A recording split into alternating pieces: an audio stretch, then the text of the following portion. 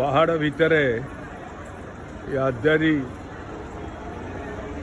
Gupta complex रे देखंतु लक्ष्मी नरसिंह मंदिर इति जीवंत मूर्ति इति सुंदर भाव मंदिर ता भितर फोटोग्राफी अलाउ नहीं किंतु देखिले मंदिर इति भक्ति भाव जागृत होची कहवा कथा नुह।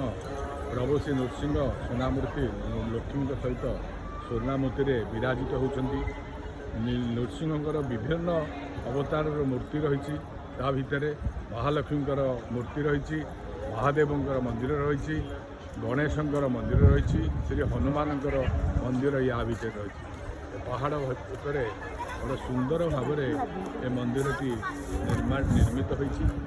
आगुरी मंदिरटी बहुत पुरातन मंदिर एबे ताकू सरकार डेवलप करी बहुत किसी उन्नति करछंती।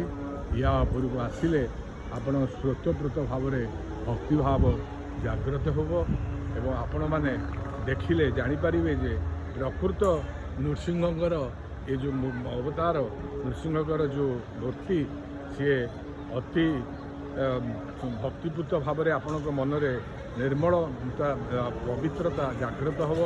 पवित्र भाव में आप पूजा अर्चना कले आपंकर जहाँ मनस्कामना थी निश्चित भाव में पूरण हो। जय श्री नृसिंह, जय श्री नृसिंह, जय नृसिंह, जय श्री नृसिंह, जय श्री नृसिंह, जय श्री नृसिंह, जय श्री नृसिंह।